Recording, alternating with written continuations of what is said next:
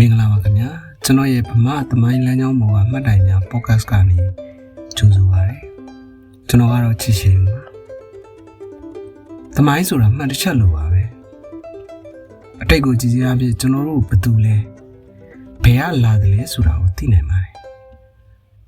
ကျွန်တော်တို့မြန်မာနိုင်ငံရဲ့သမိုင်းကြောင်းမှာအရေးကြီးတဲ့မှတ်တိုင်တွေအများကြီးရှိခဲ့တဲ့ထဲကဒီနေ့မှာတော့ပထမဆုံးမှတ်တိုင်ကိုစတင်စိုက်ထူကြည့်ကြရအောင်အဲ့ဒါကတော့ဗမာလို့ခေါ်တဲ့လူမျိုးစုဟာကမ္ဘာမြေပေါ်မှာဘယ်နေရာကနေစတင်ကြလဲသူတို့ဟာဘလို့အခက်အခဲတွေကိုဖျက်ကျော်ပြီးဒီနေ့ကျွန်တော်တို့နေထိုင်နေတဲ့မြန်မာနိုင်ငံစီကိုရောက်လာခဲ့ကြတာလေထောက်တာတန်းတို့ရဲ့ခေတ်ဟောင်းမြန်မာရာဇဝင်တွေကထောက်ထားတွေကိုကိုးကားပြီးတော့ဒီနေ့ခီးစဉ်ကိုစတင်လိုက်ကြရအောင်ဗျာ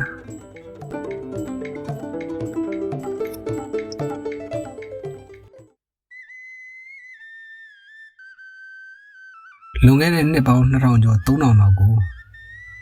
ပြန်သွားကြည့်ကြရအောင်သမိုင်းပညာရှင်တွေရဲ့အဆိုအရဗမာတွေရဲ့ဘိုးဘွားတွေဟာတိဘက်ကုန်းမြင့်မြင့်နဲ့တရုတ်ပြည်အနောက်မြောက်ဘက်ကစုဒေသမှာ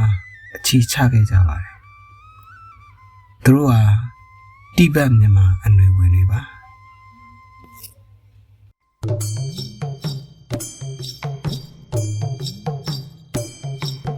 ဒီနေရာမှာမေးစရာရှိတာက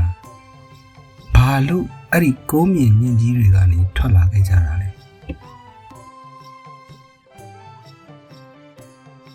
အဓိကကတော့ရာသီဥတုပြောင်းလဲလာတာရယ်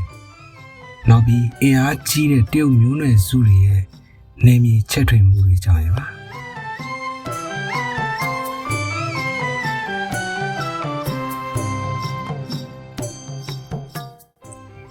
ဒီလိုနဲ့ကျွန်တော်တို့ရဲ့ဘိုးဘွားတွေဟာနေထိုင်မှုပိုကောင်းတဲ့ပိုနွေးထွေးတဲ့တောင်ဘက်အရက်စီကိုတဖြည်းဖြည်းရွှေ့ပြောင်းလာခဲ့ကြပါတယ်ဒေါက်တာတန်တော့ကတော့သူကယူနန်ပြည်နယ်ဘက်ကိုအရင်ရောက်လာတယ်လို့ဆိုပါတယ်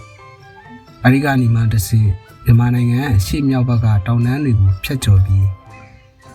အခုရှမ်းပြည်နယ်နဲ့ကချင်ပြည်နယ်ဘက်ကနေမြန်မာနိုင်ငံတွေကိုအုပ်စုလိုက်ခွဲပြီးဝင်ရောက်လာခဲ့ကြတာပါတောင်တန်းတွေကိုဖျက်ကျော်လာခဲ့ပြီးတဲ့နောက်မှာတော့သူတို့ကမြေပြန့်လွင်ပြင်တွေကိုတွေ့ခဲ့ပါတယ်အဲ့ဒီအချိန်မှာမြန်မာနိုင်ငံအလယ်ပိုင်းမှာပြူလူမျိုးတွေကမြို့ပြနိုင်ငံတွေတည်ထောင်ပြီးနေထိုင်နေကြပါပြီဗမာတွေဟာပြူတွေနဲ့ဓာတ်ရိုက်ပတ်သက်သေးပဲပထမဆုံးခြေချခဲ့တဲ့နေရာကတော့ကြောက်စင်လွင်ပြင်ပါပဲသမိုင်းမှာတော့လေတွင်း17ခရိုင်လို့လူသိများပါတယ်ဘာလို့အဲ့ဒီနေရာကိုရွေးရတာလဲဒေါက်တာတန်းတော့ကတော့ရှင်းရှင်းလေးပြောထားပါတယ်ဗမာရီယာမူလအစကတည်းကစိုက်ပျိုးရေးကျွမ်းကျင်တဲ့သူတွေပါကြောက်စင်လင်းများရေရင်းမြေကောင်းပါတယ်မြေစီလွာကောင်းတယ်အဲ့ဒီနေရာမှာစပားစိုက်ပြီးအင်အားတိဆောက်လို့ရတယ်ဆိုတာသူသိကြပါတယ်ဒီကြောက်စင်လင်းများဗမာရီအတွက်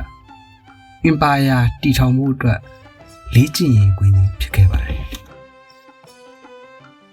ဒီနေရာမှာပဲစိုက်ပျိုးရေးနည်းစနစ်တွေအဖွဲ့အစည်းတိဆောက်ပုံတွေနဲ့စီရေးဆရာတွေကိုပြင်ဆင်ခဲ့ကြတာပါဒီမှတ်တိုင်ဟာဗမာတွေမြို့ပြလူအဖွဲ့အစည်းဖြစ်ကူးပြောင်းမှုအရှိန်ယူခဲ့တဲ့နေရာပဲဖြစ်ပါတယ်ဗမာတွေအလဲပိုင်းကိုဆင်းလာတဲ့အခါမှာအထီးကျန်နေခဲ့တာတော့မဟုတ်ပါဘူးသူတို့ထက်အရင်ရောက်နေတဲ့ပြူတွေစီကရင်ကျေးမှုတွေကိုတည်ယူခဲ့ကြပါတယ်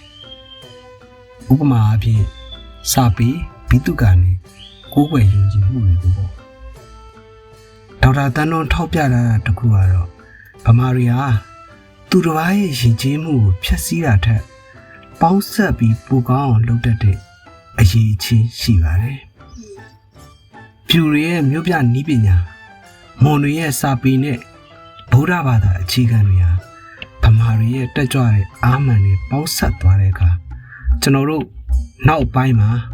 ပြောပြသွားမယ်ပကန်းဆိုတဲ့မှတ်တိုင်ကြီးဖြစ်လာဖို့အစပြိုးခဲ့တာပါပဲ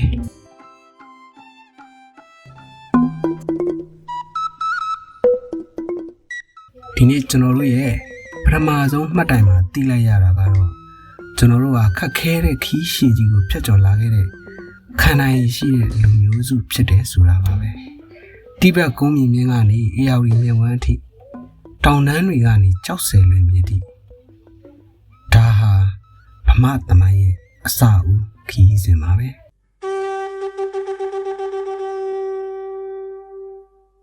နောက်တစ်ပတ်မှာတော့ဒီရက်ပူပြီးစိတ်လှုပ်ရှားဖို့ကောင်းတဲ့ဒုတိယမှတ်တိုင်ပကံအင်ပါယာကြီးဘလို့ပေါ်ထွန်းလာတယ်လဲဆိုတာကိုဆက်လက်ဆွေးနွေးသွားပါမယ်ကျွန်တော်ရဲ့ podcast ကို Facebook နဲ့ YouTube မှာ like and follow လုပ်ပြီးသမိုင်းအကြောင်းတွေကိုတူတူလေ့လာဖို့ဖိတ်ခေါ်ပါတယ်ခင်ဗျာနားဆင်အားပေးခဲ့ကြတဲ့တယောက်ချင်းစီတိုင်းကိုလည်းအထူးပဲကျေးဇူးတင်ပါတယ်ကျွန်တော်ကတော့ချစ်ရှိန်ကိုပါမင်္ဂလာရှိသောနေ့တစ်လေးကိုပိုင်ဆိုင်နိုင်ကြပါစေခင်ဗျာ